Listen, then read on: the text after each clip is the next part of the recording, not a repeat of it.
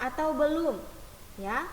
Nah, dalam membuat sebuah puisi itu agar dia bisa menjadi indah, ya, kemudian enak didengar dan memiliki makna yang mendalam, kita harus memilih kata-kata yang mudah dimengerti oleh orang lain, ya, sehingga ketika mereka membaca puisi tadi, mereka bisa tahu apa maknanya, apa artinya, apa pesan atau amanat yang ingin disampaikan dalam sebuah puisi tadi, ya, sehingga dia memiliki makna yang mendalam, ya, makna yang benar-benar bisa dimengerti oleh orang yang membaca puisi tersebut.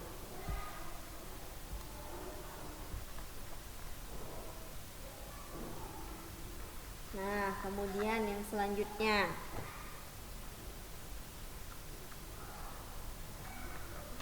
puisi tadi tentang cita-citaku itu sudah, ya. Kemudian kita lihat lagi di bawahnya, ya. Nah, di sini di buku LKS kalian, ya, itu ada materi SBDP yaitu tentang belajar bernyanyi. Nah, dalam menyanyikan sebuah lagu, hal penting yang harus diperhatikan yaitu tinggi rendah suatu nada, ya. Jadi, kalau kita bernyanyi yang harus kita perhatikan itu adalah tinggi rendahnya suatu nada dalam sebuah lagu. Jadi tidak sembarangan bernyanyi, ya.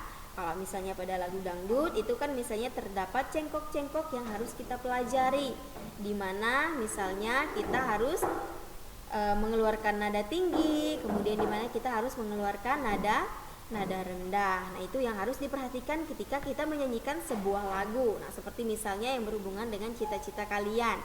Kalau misalnya kalian ingin menjadi seorang penyanyi, nah, di situ kalian harus tahu di mana letak tinggi rendahnya suatu nada dalam sebuah lagu. Nah, tentunya kalian harus berlatih dengan orang yang sudah paham tentang misalnya not angka, not balok, kemudian bagaimana tinggi rendahnya suatu nada dalam sebuah lagu. Nah, itu harus dipelajari. Ya, ada nanti guru khusus yang mempelajari atau mengajarkan kalian tentang materi tersebut. Nah, kemudian di sini perbedaan tinggi rendah nada atau bunyi jika dirangkai dengan baik itu akan menjadi sebuah melodi yang indah. Ya. Jadi di sini sebuah melodi itu bisa tercipta dengan adanya perbedaan tinggi rendah nada. Jika tinggi rendah nada dalam suatu bunyi itu tadi dirangkai dengan baik. Ya, jadi kalau misalnya ya tinggi rendah suatu nada dalam sebuah lagu itu sudah dirangkai dengan baik, sudah tersusun dengan rapi, nah itu bisa menjadi sebuah melodi yang indah, ya, yang tentunya enak didengar dan semua orang itu bisa menikmati ya lagu itu sesuai dengan melodinya tadi. Nah, kemudian anak-anak selanjutnya itu, nah di sini yang berhubungan dengan kegemaran, ya. Nah, itu kalian lihat lagi ada di halaman 50, ya. Nah, di halaman 50 kalian lihat di situ ada percakapan antara Siti dan Beni. Nah, percakapan itu membahas tentang bagaimana Siti itu memaknai isi dari puisi-puisi tadi. Ya, jadi Beni itu memberikan pujian kepada Siti bahwa Siti itu mahir sekali dalam memberikan sebuah makna isi dari puisi-puisi yang sudah ia bacakan tadi, ya. Nah, di sini kamu harus menguasai semua keterampilan yang diajarkan di sekolah, ya. Nah, semua keterampilan itu dapat membantumu meraih cita-citamu. Nah, yang berhubungan dengan cita-cita tadi itu adalah kegemaranmu, misalnya mengerjakan sesuatu, tentu juga dapat membantumu meraih cita-citamu.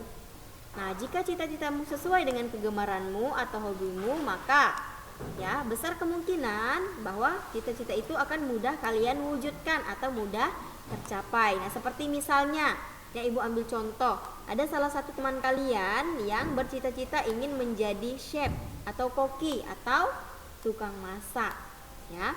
Nah, tentu di sini dia harus mempunyai hobi yang sama dengan cita-citanya. Nah, pertanyaannya, apa hobi yang sama atau hobi yang berhubungan dengan cita-cita tadi? Ya. Nah, hobinya itu adalah memasak, ya. Nah, kalau dia sudah punya hobi memasak, kemudian dia ingin tahu banyak hal tentang dunia masak, misalnya bagaimana cara memasak yang baik, kemudian bahan-bahan apa saja yang digunakan untuk memasak agar masakan itu sehat dan bisa dinikmati oleh banyak orang. Nah, itu dia nanti berhubungan dengan hobinya. Jadi kalau dia sudah mempunyai hobi yang seperti itu, maka otomatis ya atau secara langsung dia bisa dengan mudah menggapai cita-citanya. Jadi antara kegemarannya atau hobinya itu harus sama dengan cita-cita yang ingin ia capai. Nah, begitu juga dengan misalnya kalau kalian mempunyai cita-cita ingin menjadi atlet ya, atau misalnya ingin menjadi penyanyi. Nah, itu tentunya kalian harus berlatih lebih giat lagi ya tentunya. Nah, misalnya kalau kalian ingin menjadi atlet, ya kalian harus punya kegemaran atau hobi di bidang olahraga. Ya, dimana bidang olahraga itu kalian biasanya kalau melihat ya atlet-atlet yang di dalam TV itu, misalnya ada atlet bulu tangkis, kemudian misalnya atlet pemain voli ya, kemudian ada futsal, ada basket. Nah, kalian bisa lihat di situ postur atau bentuk badannya seperti apa. Nah, itu mereka membuat atau mereka menciptakan ya postur badan seperti itu, tentunya mereka punya hobi dalam bidang olahraga. Jadi setiap hari mereka menekuni atau mereka melakukan hobi tersebut. Nah, tujuannya itu adalah untuk mencapai atau meraih cita-cita yang sudah mereka impikan sejak kecil. Jadi nantinya cita-cita itu bisa terwujud ya sesuai dengan keinginan yang sudah misalnya direncanakan dari kalian kecil. Seperti sekarang dari kalian SD, kalian sudah mempunyai cita-cita. Nah, nantinya ketika kalian dewasa, kalian akan berusaha bagaimana caranya agar cita-cita itu bisa terwujud. Nah, kemudian amatilah gambar di bawah ini. Manfaat apa saja yang dapat didapatkan mereka dengan melakukan kegiatan tersebut? Bagaimanakah kegiatan tersebut dapat membantu mereka meraih cita-cita mereka? Nah, anak-anak bisa perhatikan di sini ada beberapa gambar yang berhubungan dengan cita-cita dan kegemaran. Gambar yang pertama perhatikan. Nah, ini adalah kegemaran Dayu. Jadi di sini Dayu gemar menari. Nah, cita-citanya itu adalah menjadi pelukis. Nah, ini berhubungan ya. Ketika dia gemar menari, maka ia bisa ya melukis bagaimana gambar seorang penari yang baik. Ya. Nah, itu hubungannya. Kemudian yang kedua, ini adalah kegiatan yang bisa kalian lakukan untuk meraih cita-cita. Yang kedua, Lani gemar bernyanyi. Ia bercita-cita menjadi ahli komputer. Nah, ini perhatikan. Nah, anak-anak bisa perhatikan. Apakah ini ada hubungannya antara Lani gemar menyanyi, kemudian ia bercita-cita menjadi seorang ahli komputer. Nah, tentu kegiatan ini tadi ya, ketika ia gemar bernyanyi, tetapi di sini dia bercita-cita menjadi ahli komputer, ya, itu tidak sama hobinya, ya, tidak sama. Jadi ketika misalnya dia gemar bernyanyi, berarti dia bercita-cita misalnya menjadi seorang penyanyi ya. Jadi di sini kegiatan untuk meraih cita-cita itu harus sesuai. Nah, kemudian gambar yang ketiga, kalian harus lihat dulu. Nah, di sini Siti gemar membaca, kemudian ia bercita-cita menjadi seorang ilmuwan. Yang selanjutnya, Udin gemar melukis, ia bercita-cita menjadi seorang guru. Nah, yang kelima, Beni gemar berolahraga, ia bercita-cita menjadi pemain bulu tangkis. Nah, ini berhubungan dengan olahraga ya. Jadi ini kegiatan yang bisa kalian lakukan setiap hari agar kalian lebih mudah untuk meraih cita-cita di masa depan. Nah, jadi anak-anak di sini tidak semua kegiatan yang sesuai dengan kegemaran akan menjadi mata pencarianmu kelak.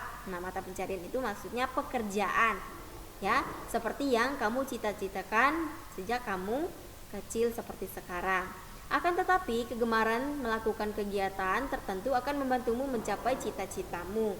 Nah, pada saat melakukan kegiatan tertentu kamu sedang melatih sebuah